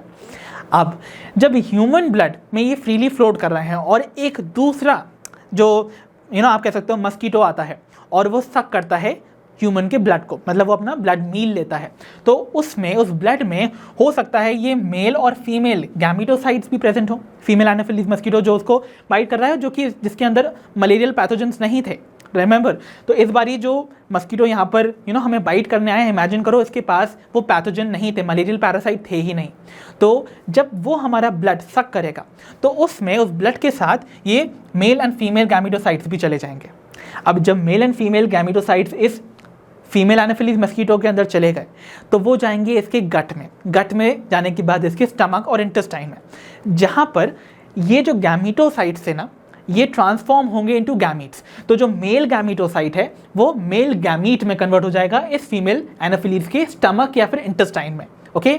और जो फीमेल गैमीटोसाइट था वो फीमेल गैमीट में कन्वर्ट होगा, और उसी साइट पे यानी कि जहाँ स्टमक या इंटेस्टाइन में जहाँ पर भी वो गैमीट्स बने हैं उनका फर्टिलाइजेशन होगा to form the zygote, right. अब जाइगोट यहाँ पर फॉर्म हो गए, ये जाइगोट जो है then are going to get transformed into the infective stage, जिससे कि हमने अपनी साइकिल बिगिन की थी, दैट वाज द स्पोरोजॉइट। और ये स्पोरोजॉइट जाके इस फीमेल एनाफिलीज के सलाइवरी ग्लैंड में जाके इकट्ठा हो जाएंगे। तो यहाँ देखो क्या होने वाला है, यहाँ पर सेक्सुअल साइकिल चलनी है, तो इसके स्टमक में we are going to writing down the main important point. तो स्टमक या इंटेस्टाइन आप कुछ भी लिख सकते हो यहाँ पर। स्टमक में जाके मेल एंड फीमेल गैमीट्स बनेंगे जो कि फर्टिलाइज हो जाएंगे, एंड फर्टिलाइज होने के बाद they will get converted into these sporozoites. और ये स्पोरोजॉइड्स जाके कहाँ प्रेजेंट हो जाएंगे, they will go and get collected in the salivary glands of this female anopheles mosquito. And then next time जब ये फीमेल एनाफिलीज मस्कीटो किसी और ह्यूमन बीइंग को क्या करेगा, बाइट करेगा, तो वो अपने सलाइवा को जब इंजेक्ट करेगा उसके साथ अगेन ये स्पोरोजॉइड जो कि क्या है, दी इन्फेक्टिव स्टेजेस, राइट। सो ये इन्फेक्टिव स्टेज के साथ इंजेक्ट हो जाएगा। सो रिमेंबर ये स्पोरोजॉइड्स ही इन्फेक्टिव स्टेज है जो कि एक्चुअली मलेरिया कॉज करते हैं ह्यूमन बींग्स में। और याद रखना बच्चों, जब भी मैंने आपको यहाँ दिखाया था ना कि आरबीसीज रप्चर हो रहे थे, पिछले स्टेप्स में देखा था हमने, तो आरबीसीज में पिछले स्टेप को वापस रिपीट कर देता हूँ। जब भी यहाँ इरेथ्रोसाइटिक शाइजोगोनी होती है, आरबीसीज रप्चर करते हैं। आरबीसी की रप्चरिंग के टाइम पे एक हीमोग्लोबिन से डिराइव्ड केमिकल रिलीज होता है। तो मैं इसको यहाँ सेपरेट कर देता हूँ। यहाँ पर actually let me use the pen, okay. So जब भी यहाँ पर आरबीसी रप्चर करेंगे ना, तो आरबीसी की रप्चरिंग के टाइम पे हीमोग्लोबिन से डिराइव्ड एक केमिकल रिलीज होता है जिन्हें बुलाते हैं हीमोजॉइन क्रिस्टल्स। सो हीमोजॉइन क्रिस्टल्स नाम के ये जो कंपाउंड्स हैं, जैसे ही आरबीसी की रप्चरिंग से के टाइम पर बनते हैं, जैसे ही रिलीज होते हैं ब्लड स्ट्रीम में, चिल्स के साथ फीवर आता है, चिलिंग कॉज होती है। तो जो फीवर का रेकरेंट होना है ना, जो फीवर रिपीट करता है एवरी सेकेंड डे और द थर्ड डे और द फोर्थ डे, वो बेसिकली इन आरबीसी की रप्चरिंग के टाइम पे, मतलब जितनी लंबी इरेथ्रोसाइटिक शाइजोगोनी है, सपोज अगर इरेथ्रोसाइटिक शाइजोगोनी 2 दिन की है, तो 2 दिन के बाद आरबीसी रप्चर करेंगे, तो मतलब फीवर कब आना चाहिए, 3rd डे पे, क्योंकि 3rd डे पे hemozoin crystals would be released, right. अगर 3 दिन की रेट्रोसाइटिक शाइजोगोनी का पीरियड है, ये वाला पीरियड जिसमें आरबीसीज इन्फेक्ट हो रहे थे, तो 3 दिन तक तो ये साइकिल चलेगी। तो चौथे दिन जब ये आरबीसीज रप्चर करेंगे, hemozoin crystal would be release and the fever would be recurring. तो इस तरीके से यहाँ पर फीवर जो है वो कब कब रेकरेंट होगा वो आपको एविडेंट होता है from the duration of the erythrocytic schizogony. So I hope the life cycle of plasmodium is very well clear now, and the very first disease of the protozoan category malaria is also clear to you. तो बच्चों, हमारी next protozoan disease है amoebiasis, जिसे हम amoebic dysentery भी बुलाते हैं। और इस डिजीज का जो पॉजिटिव एजेंट है उसका नाम है एंटमीबा हिस्टोलाइटिका। सो इस डिजीज को कॉज करने वाला जो पैथोजन है उसका नाम तो आपने देख ही लिया, एंटमीबा हिस्टोलाइटिका, बट इसका जो मोड ऑफ ट्रांसमिशन है, कैसे ये स्प्रेड करती है एक पर्सन से अनदर, उसको देखते हैं। सो ये पर्टिकुलर डिजीज ट्रांसमिट होती है through contaminated food and water. ऐसा फूड एंड वाटर जो कि कंटैमिनेटेड होता है by the faecal matter of the infected person. तो एक इन्फेक्टेड पर्सन का जो फीकल मैटर होता है, जिसका सॉलिड ह्यूमन एक्सक्रीटा होता है, वेस्ट होता है, उस पे नॉर्मली कुछ हाउस फ्लाइज जाके बैठती हैं। अब ये जो हाउस फ्लाइज हैं, they are the vectors, transmitting agents की तरह एक्ट करती हैं। तो ये हाउस फ्लाइज जब एक इन्फेक्टेड पर्सन के एक्सक्रीटा पे जाकर बैठती हैं, तो वो कैरी कर लेकर जाती हैं इन पॉजिटिव एजेंट को, यानी कि इन पैथोजेंस को, एंटमीबा हिस्टोलाइटिका को। और जब ये हाउस फ्लाई किसी भी फूड आइटम पे या वाटर पे जाकर बैठते हैं, तो वो इस पैथोजन को ट्रांसमिट कर देते हैं। तो एज सच जब फूड एंड वाटर कंटैमिनेट हो जाता है by the faecal matter of the infected person, और कोई भी नॉर्मल हेल्दी पर्सन ऐसे फूड और वाटर को कंज्यूम करता है, तो उसमें वो डिजीज़ स्प्रेड होने के चांस हो जाते हैं। तो ये डिजीज़ ऐसे ही ट्रांसमिट होती है। अब देखते हैं इस डिजीज़ के सिम्टम्स को। तो सिम्टम्स के तौर पे आपको इस डिजीज़ में देखने को मिलेगा कॉन्स्टिपेशन। ओके, अमीबिक डिसेंट्री है ना, एंटरी वर्ड जब भी आता है, entero word is always for your gut and the stomach and intestine. तो यहाँ पर आपको नॉर्मली कॉन्स्टिपेशन देखने को मिलेगा, फर्स्ट सिम्टम। सेकेंड सिम्टम जो देखने को मिलेगा that is going to be abdominal pain and cramps. तो यहाँ पर पर्सन को बहुत ज़्यादा एब्डोमिन में पेन होता है, क्रैम्प्स अकर करते हैं। So this is going to be another very very important symptom over here. And the third one is ऐसे स्टूल का प्रोडक्शन होना, ऐसे ह्यूमन एक्सक्रीटा, ऐसे फीकल मैटर का प्रोडक्शन होना जिसमें excess amount of blood and mucus release होता है। This is another very very important symptom of amoebiasis. So I hope amoebiasis और अमीबिक डिसेंट्री से रिलेटेड ये जितने भी सिम्टम्स और causative agents and mode of transmission मैंने आपको बताए आपको समझ आए होंगे। So with this we end our protozoan diseases also. तो चलिए बच्चों बढ़ते हैं towards our next category of diseases which are called the helminthic diseases, जो कि कॉज होती हैं by worms. So they are spread by worms, और वन सच डिजीज जिसे हमें स्टडी करना है दैट इज एस्कैरियासिस। अब ascariasis is basically caused by दी सबसे जो कॉमन आपको राउंड वर्म मिलता है ना, एस्कैरस लम्ब्रिकॉइड्स, उसकी वजह से ये कॉज होती है। So the causative agent for this disease is Ascaris lumbricoides. ठीक है, अब इस डिजीज भाई सबसे पहले तो यहाँ पर एस्कैरस लम्ब्रिकॉइड्स के आप यहाँ पर मेल एंड फीमेल को पहचान सकते हो। सोचो मैंने बताया भी है आपको, एनिमल किंगडम में भी हमने स्टडी किया था इसको एस्केलमेंथीज में। तो मैंने आपको बताया था जो फीमेल्स होती हैं they are usually longer than the males. तो यहाँ पर आपको जो लॉन्गर लेंथ वाली बॉडी जिसको देखने को मिल रही है that is going to be a female, और ये एक मेल इंडिविजुअल होगा। अब ये जो डिजीज़ है वो एक्चुअली स्प्रेड कैसे होती है, इसका मोड ऑफ ट्रांसमिशन देखते हैं। So it is transmitted by the soil, water और प्लांट प्रोडक्ट्स जो कि कंटैमिनेटेड होते हैं by the eggs of the parasite. तो इस एस्कैरिस यानी कि इस राउंड वर्म के एग से इन्फेक्टेड सॉइल, वाटर या फिर प्लांट प्रोडक्ट्स जैसे कि वेजिटेबल्स या फ्रूट्स के कंजम्पशन की वजह से ये जो डिजीज़ है वो स्प्रेड होती है। ये इसका मोड ऑफ ट्रांसमिशन है। Got it. चलिए इसके सिम्टम्स और देख लेते हैं। सिम्टम्स में आपको इस डिजीज़ में इंटरनल ब्लीडिंग देखने को मिलेगी in the intestine. So intestine में आपको इंटरनल ब्लीडिंग मिलती है, ओके, बिकॉज यहाँ पर ये जो वर्म्स हैं they cause a lot of damage to the intestine. Secondly आपको यहाँ पर मस्कुलर पेन देखने को मिलेगा, ओके। सो यहाँ पर मस्कुलर पेन भी आकर करेगा, फीवर तो डेफिनेटली आना ही आना है। नेक्स्ट जो आपको सिम्टम देखने को मिलेंगे जिनमें आप देखोगे एनीमिया की कंडीशन, मतलब यहाँ पर ब्लड जो है वो ब्लड काउंट बॉडी में कम होने लगेगा, आरबीसीज का काउंट कम हो जाएगा, तो यहाँ पर खून की कमी होने लगेगी। एंड लास्टली आपको ब्लॉक्ड इंटेस्टाइनल पैसेज देखने को मिलेगा, यानी कि इंटेस्टाइनल पैसेज में क्योंकि इतने सारे इस वर्म के एग्स डिपॉजिट हो जाते हैं such that it blocks the passage of the intestine, इसीलिए यहाँ पर blocked intestinal passage would be another very very significant symptom of ascariasis. So I hope ascariasis के causative agent, mode of transmission and symptoms भी आपको clear हुए होंगे। तो बच्चों हमारी नेक्स्ट हेलमिंथिक डिजीज है फिलारियासिस। अब देखो ये जो पर्टिकुलर डिजीज है सबसे पहले तो ये एक फिलेरियल वर्म की वजह से कॉज होती है। फिलेरियल वर्म जिसका साइंटिफिक नेम है वुशरेरिया।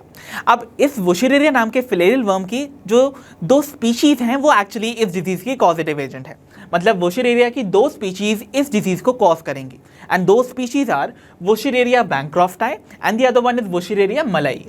तो यहाँ पर बैंक्रॉफ्टाई और मलई नाम की ये जो वुशरेरिया की दो स्पीशीज हैं फिलेरियल वर्म की, ये इस डिजीज को कॉज करती हैं।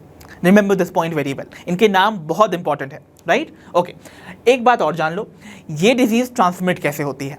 अब ये डिजीज ट्रांसमिट होती है by the bite of female culex mosquito, female anopheles नहीं, एनोफिलीज मस्कीटो जो था वो मलेरिया स्प्रेड करता था, not the filariasis one, right. तो फिलारियासिस को स्प्रेड करने के लिए जो मस्कीटो स्पीशीज रिक्वायर्ड होगी that is going to be a female culex mosquito, ठीक है। Remember this thing very well. तो आपको यहाँ पर ये फिलेरियल वर्म दिखाया जा रहा है वुशरेरिया, जो कि ब्लड में ऐसे फ्लोट कर रहा है, ये आपको कुछ रेड ब्लड सेल्स दिखाए जा रहे हैं, राइट। और ये है द फीमेल क्यूलेक्स मस्कीटो जिसकी बाइट से ये डिजीज स्प्रेड होती है from the infected person to the healthy person. तो इस पर्टिकुलर मस्कीटो के अंदर अगर इस फिलेरियल वर्म की प्रेजेंस है और ये मस्कीटो जाके किसी हेल्दी पर्सन को बाइट करता है तो ये अपने बाइटिंग के टाइम पर इन वर्म्स को हमारी बॉडी में इंजेक्ट कर देता है and as such disease transmit हो जाती है, ओके। चलो बात करते हैं अब इसके सिम्टम्स की। अब ये डिजीज़ का जो सिम्टम नंबर 1 है ये बहुत इंपॉर्टेंट है बिकॉज ये इस वर्म के बारे में एक खासियत, एक इन्फॉर्मेशन भी आपको बताता है। एक्चुअली पहला जो सिम्टम है that is it causes chronic inflammation of the lymphatic vessels of the lower limbs.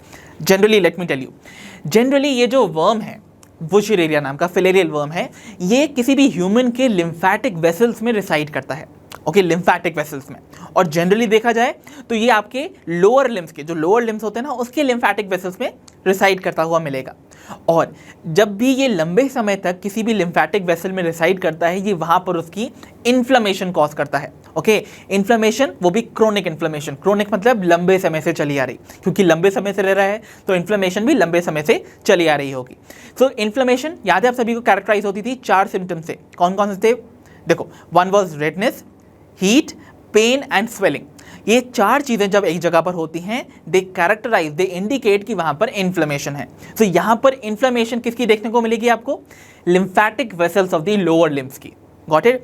इस वजह से जब स्वेलिंग होती है ना, लोअर लिम्स आपके स्वेल्ड अप नजर आएंगे, they are going to be very much enlarged, और वो अपीयर करते हैं like the foot of an elephant. इसीलिए इस डिजीज का एक दूसरा नाम भी है, और इस डिजीज को हम एलिफेंटियासिस भी बुलाते हैं। तो जल्दी से दूसरा नाम इस डिजीज का भी लिख लीजिए, जो इंपॉर्टेंट है आपके लिए to learn. It is elephantiasis.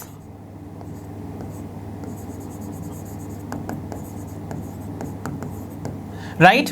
ये जो एलिफेंटियासिस नाम की डिजीज है, ये क्यों इसको एलिफेंटियासिस बुलाते हैं ये मैंने आपको बता दिया है। बिकॉज यहाँ पर inflammation of the lower limbs में जो आपको देखने को मिलती है, they appear to be enlarged, और उसकी वजह से this disease is called elephantiasis because they appear to be like the foot of an elephant. Fine? Okay. बात करते हैं another symptom की। जो another symptom है that is it leads to gross deformities of the genital organs, because यहाँ पर lower limbs affected है ना, तो lower limbs से ही काफ़ी हद तक associated आपके genital area भी है। तो genital area में भी जो ये area है वो affected हो जाएगा, जिसकी वजह से gross deformities देखने को मिलेंगी in the affected individual. So I hope आपको समझ में आया होगा कि कैसे ये जो डिजीज़ है वो एलिफेंटियासिस कहलाती है, एलिफेंट्स फुट यहाँ पर आपको देखने को मिलेगा। ओके, और कैसे ये जो ग्रॉइन एरिया है और जो जेनाइटल ऑर्गन्स हैं उनको भी अफेक्ट करेगी। सो this was all about the filariasis. So with this हमने अपनी हेलमिंथिक डिजीज को भी फिनिश किया है। तो चलिए बच्चों, अब बढ़ते हैं towards the next category of diseases पे, which are the fungal diseases, और इनमें आती हैं द रिंगवर्म। रिंगवर्म जैसे हमें एक सिंगल डिजीज को ही पढ़ना है, जो कि फंगस में आपको या फिर फंगल डिजीज की कैटेगरी में प्लेस की गई हैं। सो डेफिनेटली इनका जो कॉजेटिव एजेंट है वो फंगल स्पीशीज ही होने वाली हैं, बट यहाँ पर फंगस का केवल एक जेनरा ही इस पर्टिकुलर डिजीज को कॉज नहीं करता है। ओके, यहाँ पर एक से ज़्यादा जेनरा इस डिजीज को कॉज करते हुए नजर आएंगे।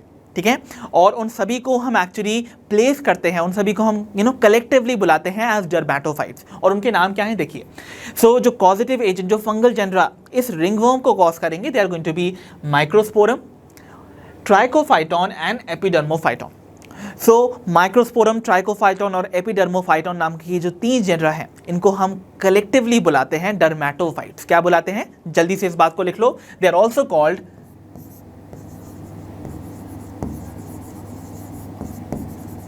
डर्मेटोफाइट्स। Got it? ठीक है, चलो अब देखते हैं यहाँ पर इस डिजीज का ट्रांसमिशन कैसे होता है। पहली चीज, ये डिजीज एक्वायर की जा सकती है by contact with contaminated soil. तो ऐसा सॉइल जिसमें फंगल स्पोर्स प्रेजेंट है या फिर फंगस ही प्रेजेंट है, जिससे हमारी स्किन डायरेक्टली टच में है, कांटेक्ट में है, एज सच ये फंगस जो है वो हमारी स्किन पे स्प्रेड करके रिंगवर्म कॉज कर सकती है। Right? Then another one is by sharing of the personal belongings with the infected person. तो देखो, एक infected person के अगर personal belongings को किसी healthy person के साथ share किया जाए तो disease transmit हो सकती है। For example, personal belongings of the infected person could be the towels, right? Then clothes and even the comb of the infected person. तो एक affected individual जो कि ringworm से already affected है, अगर हम उसकी personal belongings को share करते हैं with the healthy person, तो healthy person इस disease को acquire कर सकता है। Got it? So this is all about the mode of transmission. आइए जानते हैं इस disease के common symptoms को। बड़े ही common symptoms हैं, आप सभी जानते होंगे। So देखो, symptoms में सबसे पहले तो आपको skin पर dry and scaly lesions का appearance देखने को मिलेगा। Right? Dry and scaly lesions skin पर appear कर जाते हैं। तो देखो, इस तरीके के कुछ आपको lesions देखने को मिलेंगे on the skin। पर्सनली एक बात और बता देता हूँ कि यहाँ पर ये जो फंगल है, ये स्पीशीज़ होती है, कोई भी फंगल स्पीशीज़ अगर होती है, उसकी ग्रोथ के लिए रिक्वायरमेंट होती है कुछ एनवायरमेंटल कंडीशंस की, जैसे कि ह्यूमिड कंडीशन, मॉइस्चर होना चाहिए और वर्मथ होनी चाहिए, थोड़ी सी गर्माहट होनी चाहिए, राइट। तो ऐसी वो सारी बॉडी एरियाज जहाँ पर भी थोड़ी बहुत वर्मथ मिलेगी या मॉइस्चर मिलेगा, वहाँ पर ये ग्रो करेंगे। फॉर एग्जांपल हमारा ग्रोइन एरिया जो होता है, राइट, या फिर जो स्किन फोल्ड्स आपको है ना हमारी ग्रोइन एरिया में मिलेगा, या फिर जो जेनाइटल ऑर्गन्स होते हैं वहाँ पर भी आपको ये डेवलप होता हुआ नजर आएगा। और ये जो ड्राई स्केली लेजन्स हैं वो आपको स्किन पर, नेल्स पर और इवन आपके सिर का जो स्कैल्प होता है उस पर भी अपीयर करते हुए नजर आ सकते हैं। So this is the very first symptom. Another symptom जो कि इसी के साथ, इसी फर्स्ट सिम्टम के साथ ही अकम्पनीड होगा, एंड लेजन्स जब भी कहीं पर अपीयर करेंगे ऑन द स्किन, स्कैल्प और ऑन द नेल्स, तो that will cause intense itching. So वो इंटेंस इचिंग कॉज करता है, जो कि another very very important symptom माना जाता है of ringworm. So I hope ringworm के बारे में जितनी इन्फॉर्मेशन मैंने आपको बताई वो आपको समझ आई होगी, and with this we end up our fungal diseases also. तो बच्चों, डिफरेंट टाइप की इन्फेक्शियस डिजीजेस को स्टडी करने के बाद अब हम देखने जा रहे हैं कि आखिर हम इन इन्फेक्शियस डिजीजेस को स्प्रेड होने से कैसे रोक सकते हैं। तो हमारा जो नेक्स्ट टॉपिक होने वाला है, it is going to be prevention and control of infectious diseases. सबसे पहले हम देखेंगे ऐसे डिजीजेस के स्प्रेड को हम कैसे प्रिवेंट कर सकते हैं जो कि कंटामिनेटेड फूड एंड वाटर के थ्रू स्प्रेड होती है, ठीक है। सो हमारा जो पहला यहाँ पर प्रिवेंटिव मेजर आने वाले हैं, they are going to be related to the food borne and water borne diseases. Example के तौर पे हम ले सकते हैं यहाँ पर typhoid, then we have is amoebiasis, जिसे हम अमीबिक डिसेंट्री भी बुलाते थे, and the last one is ascariasis.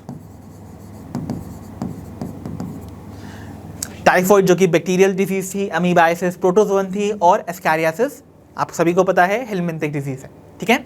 इन तीन डिजीजेस या फिर जो ऐसी डिजीजेस हैं जो कि फूड एंड वाटर के थ्रू ट्रांसमिट होती हैं, कंटामिनेटेड फूड एंड वाटर के थ्रू, उनको हम कैसे रोकेंगे। देखो, प्रिवेंटिव मेजर्स में सबसे इंपॉर्टेंट जो प्रिवेंटिव मेजर जो कि सभी के लिए एप्लीकेबल है, सारे टाइप की डिजीजेस के लिए, is the maintenance of your personal and public hygiene. So personal and public hygiene maintain करना सबसे इंपॉर्टेंट मेजर है, तभी आप सारी टाइप की डिजीजेस को रोक सकते हो, ठीक है। चलो अब रिस्ट्रिक्ट करते हैं अपने आप को towards these type of diseases. तो भाई ये disease contaminated food and water के थ्रू हो रही है, दैट मीन्स हमें यहाँ पर इंश्योर करना होगा कि जो भी फूड एंड वाटर हम कंज्यूम करते हैं that it must be clean. तो यानी कि consumption of clean food and water is going to be the very first preventive measure, okay. जो भी आप पानी ले रहे हो इट शुड बी प्योरीफाइड, जो भी आप फूड खा रहे हो चाहे वो फ्रूट्स और वेजिटेबल्स हो, they need to be washed properly and they need to be cooked well, right, okay. Then उसके बाद we have is proper waste disposal.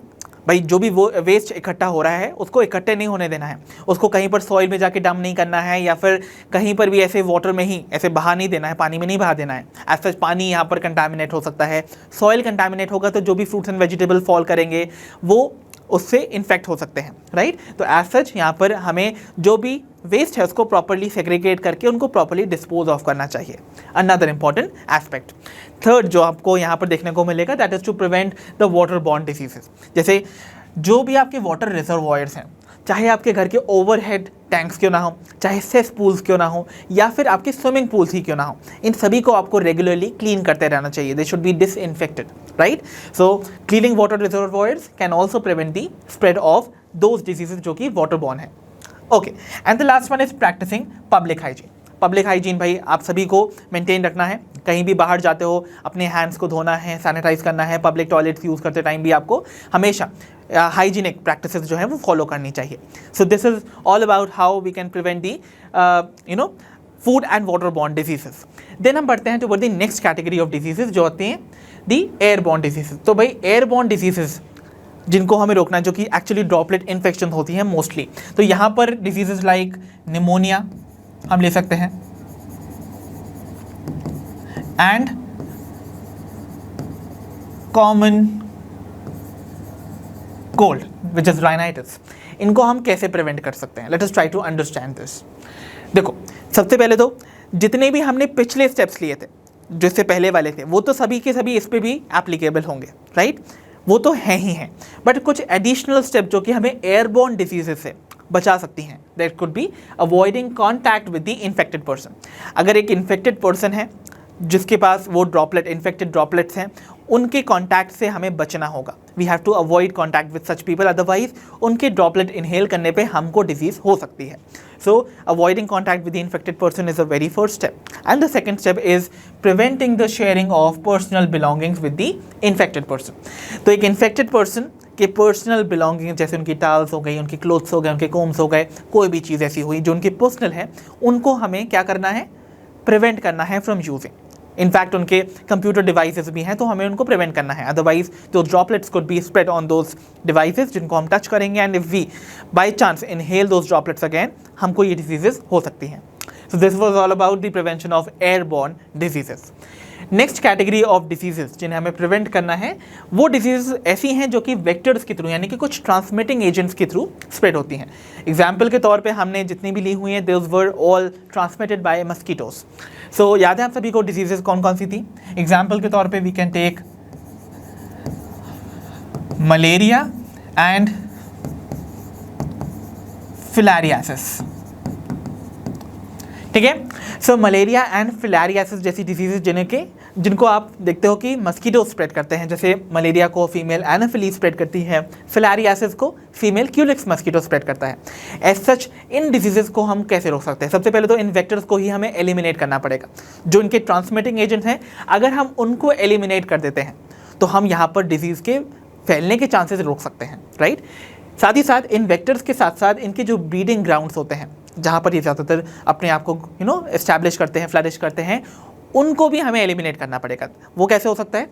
Bye avoiding the water stagnation, मतलब कहीं पर भी पानी इकट्ठा हो रहा है ना, उसको इकट्ठे नहीं होने देना है, उसको साफ कर देना है, अदरवाइज वो ब्रीडिंग ग्राउंड बन जाता है for such vectors to flourish, right. So remember this thing. और एज सच अगर कोई पॉन्ड्स हैं, कोई स्टिल पॉन्ड्स हैं, अब उनका पानी तो निकाला नहीं जा सकता, वो तो स्टैग्नेटेड रहेगा, तो उन फिशेस में, वहाँ पर उन पॉन्ड्स में आपको कुछ फिशेस इंट्रोड्यूस करनी चाहिए। जैसे कि एग्जांपल के तौर में let me write down gambusia. Gambusia नाम की जो फिश है, लेट मी टेल यू, ये जो फिश होती है, it needs to be introduced in ponds. क्यों? एक्चुअली ये मस्कीटोज के जो आप कह सकते हो लार्वा होता है ना, उनको फीड ऑन करती हैं। तो लार्वा जो है वो अडल्ट में कन्वर्ट होंगे नहीं, वो मस्कीटोज जो हैं वो आपको फॉर्म होते नज़र नहीं आएंगे। सो अडल्टिंग उनकी रुक जाएगी। एज सच क्या होगा? Spread of disease can be prevented. So ऐसी फिशेस का इंट्रोडक्शन भी आपको पॉन्ड्स में करना चाहिए जहाँ पर वाटर स्टैग्नेटेड अपीयर करता है, ठीक है। देन उसके बाद स्प्रेइंग इंसेक्टिसाइड्स। भाई ऑब्वियसली अगर कहीं आपके इन्वायरमेंट में हैं ऐसे मस्कीटोज, तो आपको इंसेक्टिसाइड स्प्रे करने पड़ेंगे टू किल दोज इंसेक्ट्स जो कि डिजीज़ स्प्रेड करते हैं। अनदर इंपॉर्टेंट थिंग इज, अगर मस्कीटो से आपको बचाना है तो आपको मस्कीटो जो नेट्स होते हैं उनको वायर्ड नेट्स होते हैं उनको लगाना चाहिए अपने आप को बचाने के लिए। इनफैक्ट वायर्ड मैशेस का इस्तेमाल करना चाहिए to prevent the entry of the mosquitoes and the other insects through the doors and windows, ठीक है। तो ऐसे में आपको ये इनका भी इस्तेमाल करना चाहिए, because you know very well recent आपको बहुत सारे ऐसे इंसिडेंसेस देखने को मिले हैं जहाँ पर ऐसी डिजीजेस जो कि वेक्टर्स यानी कि मस्कीटोज के थ्रू स्प्रेड होती थी।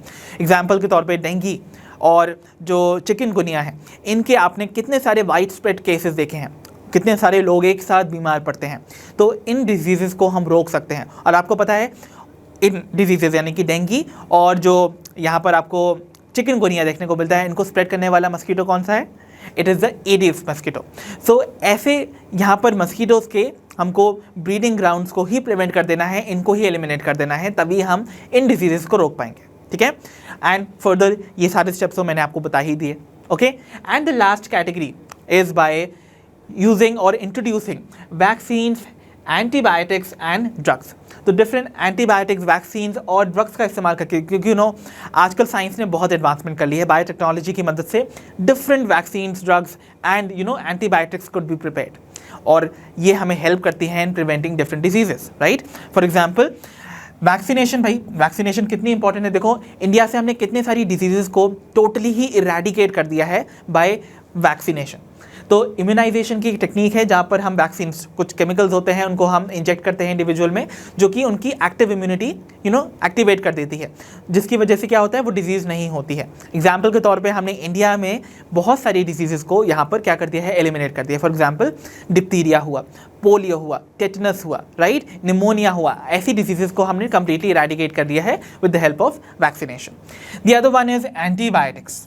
एंटीबायोटिक्स जो कि जनरली यूज़ की जाती है अगेंस्ट बैक्टीरियल डिजीजेस, जो कि यहाँ पर बहुत ही ज़्यादा हेल्पफुल होती हैं।